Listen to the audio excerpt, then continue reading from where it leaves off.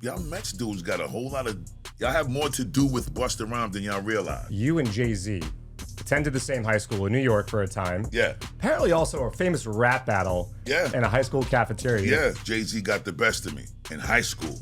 And after that, I became so dangerous with it.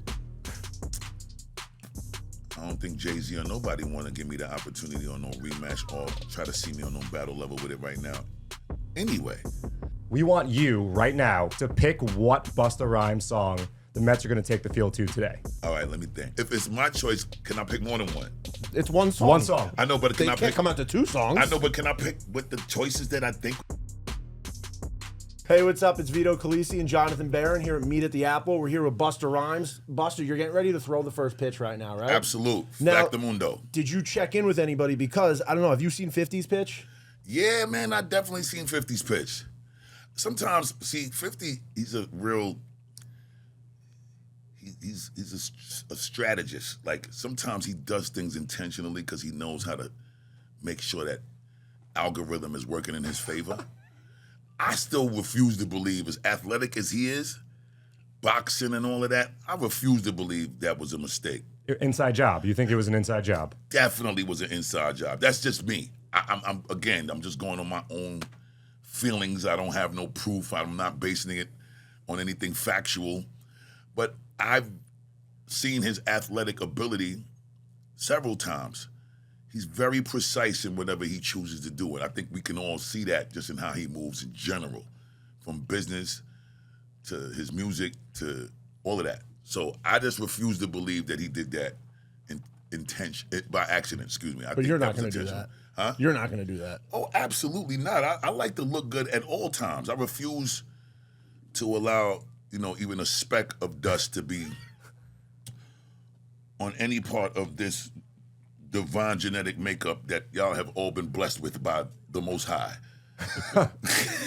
Well, you're looking good right now. You got the brand new Citi Connect jersey right there. Now, when I tell you that I'm super in my feelings about this, because I definitely never saw the color scheme of a Mets jersey look like this ever. You know what I'm saying? This is. You seen the helmet? This is super crazy. So and are you asking me if I've seen this or can I have it? The first one, unfortunately. We got to give that back. Damn, they don't even know we son. still have that, to be honest with you. This is crazy. I ain't even gonna lie. Now, the reason why I want to keep it is because I've already spent my money and invested in making a New York Mets hat as a super huge pendant for one of my chains. It was about this big. Oh, wow. And at some point before y'all air this, y'all have to find it online. All right. Send it to us. Our people will connect with your people, and we'll... Yeah. His voice cracked. Yeah. Nah, I'm getting a little sick here. Nah, so. I'm kidding. Nah, I'm serious. Like, I spent money on this. I actually performed this summer jam, and I did it. Well, I got a bunch of New York pendants. I got a map of Long Island as a pendant. I have the Big Apple with the NY from the Yankees on the Big Apple, but I never made a Yankees hat. I only made the actual Mets hat. And then I got the Islanders jersey. All right. So I made all of these things. So I did a song called New York. Yes, you did. On the Big Bang album back in 2006. So that video inspired me to make all of these pieces to salute just the city and everything about New York.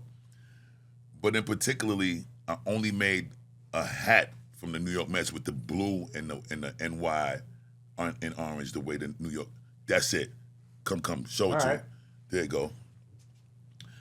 All right, so I'm going to ask you this. It might be tough, but if you can tell me your top 3 favorite sports jerseys of all time, because you have a wide collection. I saw Calgary Flames. Yeah. I saw Baltimore Ravens on your Instagram. I think LA Rams, not St. Louis Rams. So what are 3 of your favorite jerseys that you own?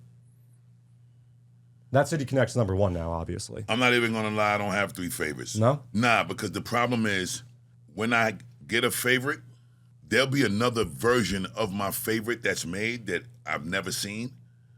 And the dudes who's really created that problem for me is Mitchell and Ness.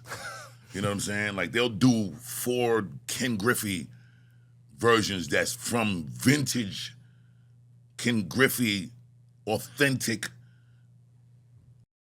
that I've never had the chance to fall in love with one the way I might fall in love with another one because there's so many different versions of Ken Griffey jerseys. So it's a little challenging for me. There is a few, though, that I love to wear all the time. What are There's they? a few that I won't wear. Okay. Ever. I'll just leave them in the collection and just let them sit in the closet, put them in a garment bag. I don't want no other clothes to rub off on it, dye, mess with the color scheme, nothing. But I like to wear things that are the least worth in value so that I can get the easy replacement. God forbid something happens to it. And if I wear it out on a stylish level and I go to a club and somebody might bump into me and spill a drink on it, I'm not going to get mad. See, if I'm going to wear some expensive collections that I have and some happens to it, you know, it might have me malfunction mentally for a brief moment. And I gotta be able to keep my emotions in check, and I gotta be able to protect the collection. So I'm gonna get this that's it's gonna look flavorful for the color scheme of whatever I'm trying to rock for what's appropriate on a weather level and on a look level, and it's easily replaceable. Now, if you want any more information than that, we might have to do this off of camera because we're gonna be here talking about this for a long time. Well, I saw a jersey you were wearing back in 2018 when you did a post-game concert here at Citi Field. Yeah, you wore a Keith Hernandez Mitchell Ness throwback 86 jersey. Yeah, I think I did that show with Will Smith's son. Jaden Smith? Jaden Smith. Was he sire at that point or not yet? I think he was sire at that point. Absolutely.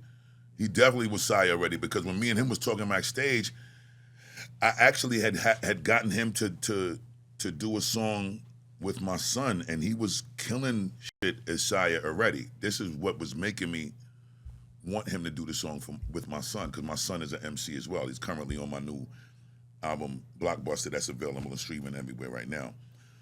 His name is Trillion. But he actually blessed me and blessed my son with an incredible verse as sire and killed it.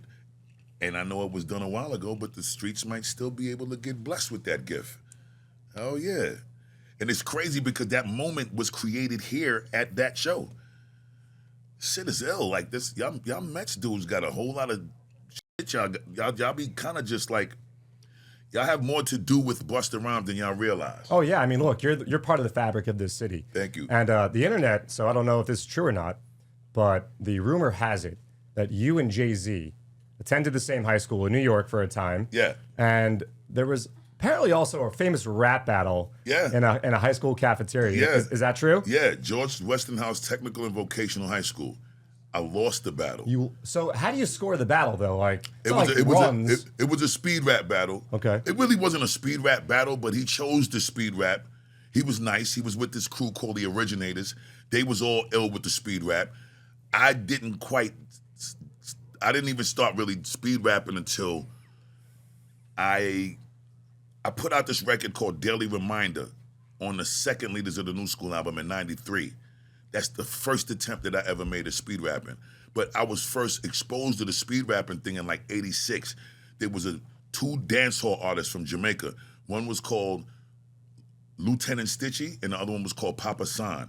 And they battled each other in a speed rap style in '86 in Jamaica at a festival that that was called Sting. So that's when I first saw it. But I didn't really try to do it until Jay-Z got the best of me in high school. And after that, I became so dangerous with it.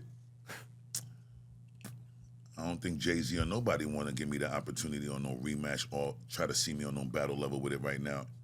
Anyway, I'm running towards the smoke. I'm with cigar smoke, cigarette smoke, weed smoke, a house burning on fire smoke, all the smoke, barbecue grill smoke, whatever, muffler smoke that's blowing some that got oil in the motor.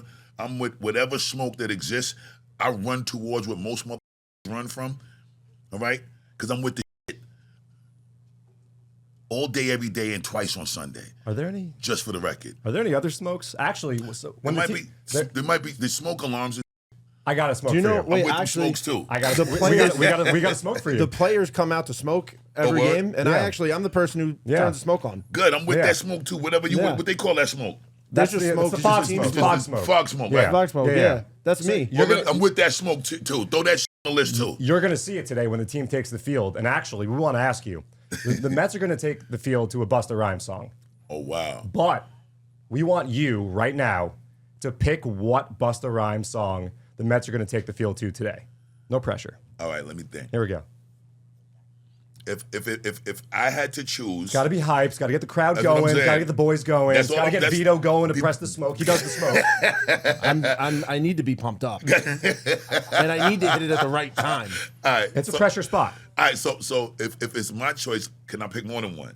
It's one song. One song. I know, but They can I can't pick? come out to two songs. I know, but can I pick what the choices that I think it would be? Yeah. we- Sure, yeah. yeah. That's what I'm saying. Yeah. Oh, you want multiple options? I just want to pick probably 2 or 3 that I think it's gonna be. That's We can but collaborate You're here. choosing. Oh, so I choose the Yeah, song. yeah. You're Oh, choosing. yeah. Oh, It's on you. so I get to choose the song that I want the Yeah. team to come out to right Yes, It's now. like Yes, the ultimate sir. aux chord moment.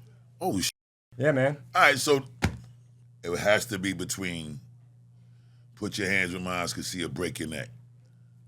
So It got to be between one of those. I'm gonna vote "Break Your Neck" because I was gonna bring up when you said you lost a fast rap battle. All I could think was like, you're when I think fast rap, I think you. And I just remember myself being a kid and like on YouTube just trying to do "Break Your Neck" over and over again, and it wasn't good. it was bad. And my mom, You were trying to rap it. I literally was sitting there trying to do to the words, and I would just go back and go try again. But so I vote "Break Your Neck." I think Break Your Neck's a winner. I think "Break Your Neck" is that's it then. Let's put it on the wall in a frame. Throw the darts at the center of the bullseye. Secure the win. Break Your Neck is what it is. Now let's bust this and break their necks and bust whatever team y'all playing today. Because I don't know who y'all playing and it don't matter. You got money in your pocket, I'm definitely with the smokes. With betting whoever thinks that whoever the op is, the ops. Whoever the op is. It's Atlanta, by the way. Good. The Braves. I love Atlanta. Do you? No. Not today. I Come love on. Atlanta. Come Come on, on, Busta. Busta. No, you gotta hear me. You're the fabric of New York. We just talked about this. Listen, I'm gonna continue and always be the Thought fabric we of had New York. something. Yo, listen. I love the Braves, but I don't love nothing more than my city. Yeah. New York There we Reps- go. We're coming back. We're bringing the smoke. New York Mets got a reps, and whoever want to bet, I got bread in my pocket to win some money. So play yourself if you want to. Somebody might be secretly a Braves fan in here that want to lose their money today. Play with me if you want. Cool. Thanks so much, Busta. You're the Thank man. you too, my brother. Hey, good luck with the first pitch. Hell yeah, I'm looking forward to it, man. I'm excited. Hey, it's Meet at the Apple. I'm Vito Calisi. That's Jonathan Barron, and you just heard our amazing interview with Busta Rhymes. I don't think when we started this season, either of us would have guessed interview with Busta Rhymes at all. Nonetheless, the first half of the season. I gotta say, I know he chose "Put Your Hands Where I Could See Them" for the song he wanted the team to take the field for. I would have gone with He chose "Break Your Neck" in the interview, right. but he Yeah, that's came out to true. "Break Your Neck." Right, and then afterwards, that song was used elsewhere. I would have gone with, and I'm going to mispronounce this, so you're going to have to correct me. Past the Corvanier Part 2. I know it as jump, don't this. I'm going to stop right there before I get yelled at for singing another song. Although me singing Big Pimpin' on the last or 2 episodes ago was no problem, so I don't know. I don't know if did the cut it AI down. can detect If you me listen singing back, it. I did cut it down. So, Okay. But John, you're in Philly.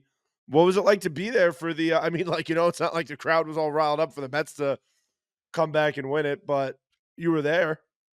Yeah, no, I'm here, the Marriott in I think it's Old Town in Philadelphia. A crazy game. I mean, first thing I did when the final out was recorded was I went to the win probability chart. I feel like I talk about win probability a lot here on the podcast and in general, but it's a really telling statistic. And when you have the visualization, especially for a game like tonight, you really see like just how many swings there are in a ball game. And both teams at one point or another had an 80+% chance of winning this game tonight. The Mets go up 2-0. Jose Quintana turns in probably his second best start of the season, his first being his April 28th outing against the Cardinals.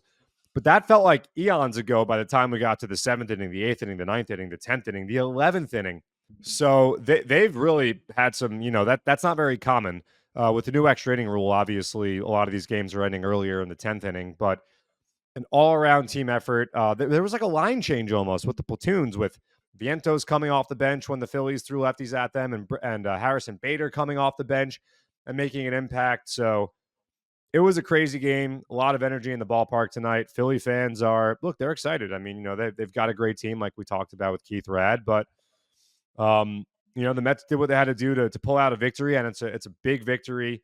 Feeling good. The Mets are now 11-4 in series finales, Vito. It's a trend that I know I've picked up on and mentioned in the past, and another series finale that ends in exhilarating fashion. So I don't know what it is about the last game, but these Mets seem to play some thrillers in the final games of series. Yeah, it's funny because we record right after the final game of the series, and then we get on and we're in like a really great mood because and that's why we say the Mets are back so much, because we happen to be recording right after one of those series finale wins. But I don't know if you saw Gelbs did a report during the game today where he said he saw the core of the team after last night's loss huddled in the corner of the clubhouse and kind of saying to each other, like, we need to win. We're not going to let what happened last year happen this year. And I think you saw that tonight, where even though they did lose that lead, they did come back and fight. And I think there's plenty of other games where you would have seen the team end up losing in the 10th. Yeah. But you didn't. So it's just everybody stepped up in the moments that they needed to step up in. And every win matters. Every win counts. Like how many teams have you watched? How many different Mets teams have you watched that could have just made the postseason or won a division just based on one game? Oh, 100%. Look, the 10th inning was demoralizing. I don't think that there's any two ways about it. Yeah, they went 0 for 3 with the ghost runner. And after that, you feel like the Phillies can make 2 outs and they can win the game, but they don't. Jorge Lopez holds them. And for me, the first pitch of the 11th inning to totally flip the script and change the tide was JD Martinez putting the first pitch in play that he saw, driving in a run. JD is now 5 for 6 when he puts the first pitch in play this year. So he's always been great swinging at the first pitch. That's become a thing of his throughout his great career. But it just had such a calming influence on the dugout, I think, and it just relaxed everyone down. I wasn't down there. Me up where I was from my vantage point, it was just like, all right, yeah, the 10th inning's behind us now. Here we go. And then Harrison Bader comes up and doubles. That puts runners on second and third. And then eventually the Mets tack on a very necessary insurance run because the Phillies scored a run in the bottom of the 11th. So that was big for the Mets to push that second run across. But, JD, and we've heard from a lot of people, JD's presence and how massive it is, just the professionalism that he brings, his routine, his work ethic. He really leads by example. I saw him before. He was messing around with Sean Manaea. Sean was having some photos taken of his pitch grips and some other photos down on the field before the game, and JD was kind of photobombing him a little bit. By the way, I got to ask Sean if you picked up on Doodlebob, and he picked up on Doodlebob, and many other people down in the clubhouse did as well. So what was said? Oh, everyone loves it. They're like, it's great. So we got to keep this going, man. I know that our guy Josh Rosenman wants to keep building out those awesome animations, him and Danilo. So, I spoke to Christian Scott. Okay, what did he say? What did he say about? He said his family loved the Great Scott graphics. That's great. That's awesome. Christian and I, we're one half of the way there to having a rivalry brew, full blown brewed. And Vito, I gotta just talk about it for give me 90 seconds, dude. Because I don't have a problem with it. I know. The listeners who don't like it. Nah, come on, guys. So I didn't watch a second of the Ranger game on Thursday. I was locked in. I talked to Steve Gelbs before the game. He was wearing the shoes, and I said, "So, do they have a monitor for you that you could watch on?" And he goes, "Nah, I got my iPad. I'll be good." And I said, "Steve, I can't watch, man. I'm not watching because I needed to focus on the game. And I knew that if I watched, I wouldn't be focused and that wouldn't be the right thing to do. So I forgot to turn my watch updates off from the Rangers app. So I see they're losing 1-0 after 1. I'm like, all right, whatever. That's not a big deal. Then I see 3-1 after 2, and I'm just like, all right, whatever. I'm gonna have to do this whole Game 7 thing. You said so just real quick, you said that you looked on your watch, or did you do the thing where you Google the score? Because No. Google has the new thing where if you Google the score, it like pops up. It says like +3, +1. And I was keeping up with the score on Google, and I literally saw the +3 come up, and I was like, oh no, John. No, I didn't Google. I just got the watch notification. So Jamie, my cousin, your guy, getting married on Saturday. Game 7 would have been Saturday, and it's the wedding's in California. It would have fallen like right during the wedding. And I said, Jamie, man, like if Game 7's happening, like this is going to be a big problem. And so the Met game is going on. The Met game is getting crazy, by the way, at this point in Yeah. time. I And think so. I think it happened at the same time. I think the Phillies tied it right around the time that the Rangers took the lead, because I got superstitious and I wasn't paying attention to the game, and I heard my neighbor scream, and I was like, "Oh no, it's either one of two things that happened right now." And then yeah. I looked it up. Yeah. So I looked at my phone. I put my phone on silent, no notifications.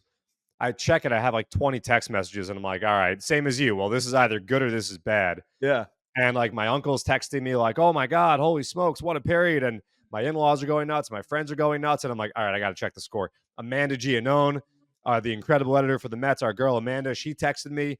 She goes, Kreider natural hat trick alert. And I'm thinking, like, does that mean he could get one or he got one?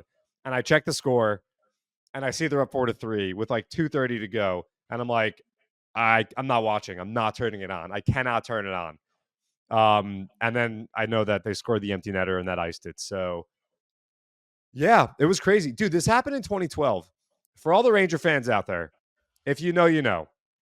They played game 5 against the Capitals. They were down. They scored the game time goal with 6.6 seconds, Brad Richards. And then in overtime, they won Mark Stahl on a slap shot on the same double minor penalty. That was the night Jordani Valdespin hit the go-ahead 3-run home run in Philadelphia and coined his iconic "I am the man right now." And it all happened at the same time, similar to the Ranger game and the Met game tonight. It was, I mean, dude, this is why watching sports is so much fun. The opposite of Monday, when I was like, why do I do this to myself? Why do I watch sports? Why did I get into sports? What am I doing with myself?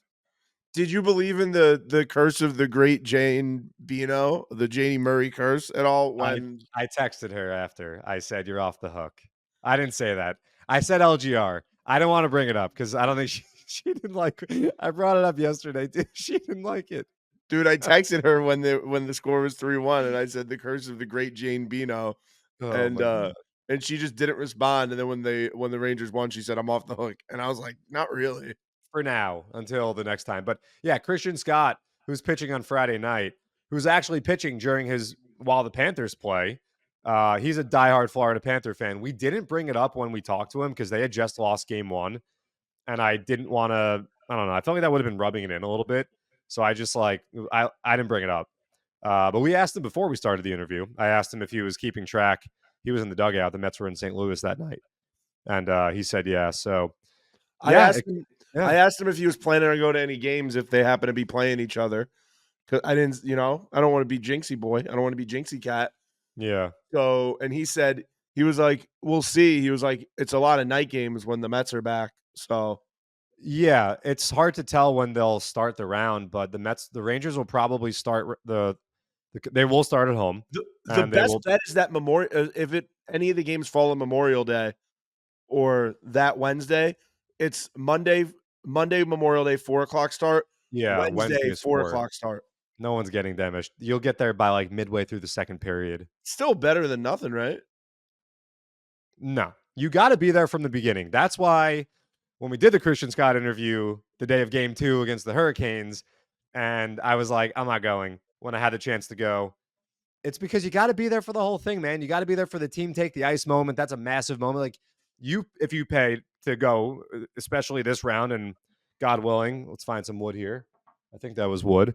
God willing, the Cup final. If you're paying these prices, like you got to be there in that sea of 18,003, whatever the official capacity for a hockey game is at MSG, to wave the towel when the team takes the ice and be there for the anthem. And you got to be there for the whole thing. It's part of it. It's just like being at a Met game for the entire, like team taking any team taking the field or the court or the ice. It's a great part. I think basketball is a decent one, a decent like team on court moment. I'm the individuals. I'm big on I get to a game when the game starts. I mean, I get to a game early because I want to be in my seat when the game starts. Yeah. So, like my wife doesn't like going to games with me because I don't like getting up and frolicking around the ballpark. I like sitting in my seat. I keep score when I'm at a Mets game usually, so like I really like being in the moment and enjoying it. Um, well, let's really quickly. Mets are going to Miami this weekend. You just said Christian Scott starting on Friday in Miami, so we should expect a lot of people coming out for Christian Scott, which I think Keith Rad said to us as well. But it's a big series for the Mets. These are games that, by all means they should win, and those are important wins that you need to be getting right now. Yeah, I didn't say this the last time we chatted, but let's call it what it is. Let's call a spade, and say that this is a series where you need to fatten up. Everyone gets to play the Marlins. Look, let me backtrack. The Marlins have 26 guys who are trying to win all 3 games this weekend. They have 26 guys who are prideful of being in the major leagues. Let's not discredit that. But the Marlins look like they're a team who's going to miss the playoffs. They've suffered an immense amount of injuries to their starting rotation, a very talented rotation when fully healthy, but it's not fully healthy right now. It's important for the Mets to take care of business this weekend. Yeah. Because the other teams that are going to eventually play the Marlins, who are what's shaping up to be a crazy race in the National League, there are a lot of teams that are going to hang around this race, and a lot of teams as we get into June and July and approach the trade deadline, when you have to make decisions on are we buyers, are we sellers, are we going to stand pat? There are a lot of teams that are going to be able to say, just like last year, hey, we improve here, we improve there, like we can make the playoffs here. You need to win these games. It's unfortunate that Monday night the Mets let one slip away because this easily could have been a split against the very, very, very, very good Phillies, who we won't see again until London, and that'll be a whole different ball of wax playing in London Stadium. You know that those games get super crazy if the past is any indication of what's to come in the future. But it's a big weekend, especially because then you come back home and you've got the Giants, the Dodgers, and the Diamondbacks. And by the way, the Diamondbacks are one of the teams right now who the Mets look like they might be fighting with for a wild card spot as we get into the summer. So you also have Christian Scott, as we've talked about, Luis Severino, and Sean Manaea on the mound. And that's a nice 1-2-3 for the weekend. It sets up really nice for the Mets. So, and then you go to Cleveland. I skipped Cleveland, and Cleveland is also no walk in the park. So it's they're 3 important games for the Mets. Tonight was their 8th one-run victory of the season out of 20 wins total. So they've won a lot of close games. They've also lost some close games. They've been playing a lot of close games, and like Keith Rad said, they've been in pretty much every game. There really haven't been too many games where they've just let it slip away, and that's a big credit to the bullpen that has now gone 35 straight games, I want to say, with allowing 3 earned runs or fewer. I believe they did not allow more than 3 earned runs tonight. So an important win. Yeah, they allowed 2 earned runs tonight. So an important win for the guys to get on that plane, go down south, feel good about themselves, and hopefully have themselves a nice, successful weekend in Miami. I just talked a lot. Now your turn. Well, no, I think that pretty much sums it up. I mean, you gave us the whole road trip, and that's what people want to hear right now. You got an early flight in the morning, so we should get out of here. Sleep. I can't sleep. I know you can't sleep because there's no chance I'm sleeping. You're going to be nervous. You're not going to wake up for your alarm. You're going to be nervous. You're going to miss your I'm going to flight. wake up. Don't worry. You're going to be Yo, nervous. you know what I did? I didn't pack any Ranger stuff. I packed no Ranger stuff. I was like, if I pack it, they're losing the series. And if I don't pack it and I can't wear my Ranger stuff with pride, whatever. I know deep down I'm a Ranger fan. I don't need everyone else. You should ask your wife to mail it to you, to overnight it to you. No, I have a hat, and I have like a shirt that I cut up. It's a gym shirt. I could probably wear it. I'll probably wear it one day. I bet you will. But I was gonna wear a jersey. I was gonna bring a jersey, and I was like, that's a bad idea. Don't do that. It's gonna be hot there anyway. Now when the Mets come back, make sure you're buying tickets because there's some really exciting promo items coming up, including the really cool tote bag we showed off in the last episode, as well as the Hello Kitty light up bobble arm.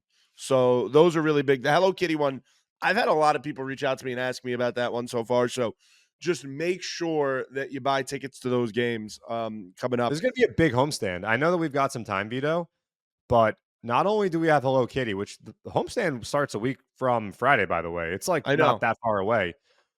We have our first fireworks night, Yes. which is going to be the theme, the playlist, bangers only. I believe I played some of the songs for you, and it's bangers only. I think I made some suggestions.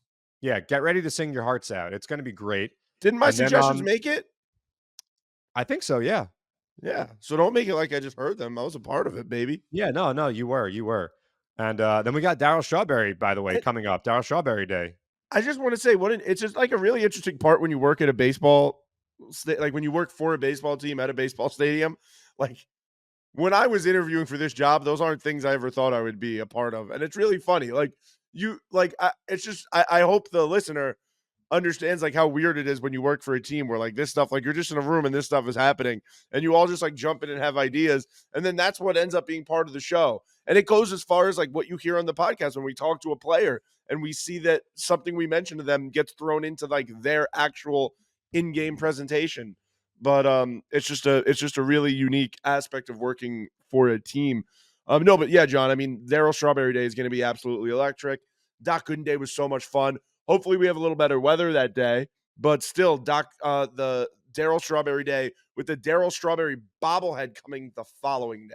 Yeah. So a lot of great stuff around the corner. We can't wait to see you guys out at Citi Field when the team is back in town. But first, business to be taken care of down on South Beach, where Keith Rad will not be going.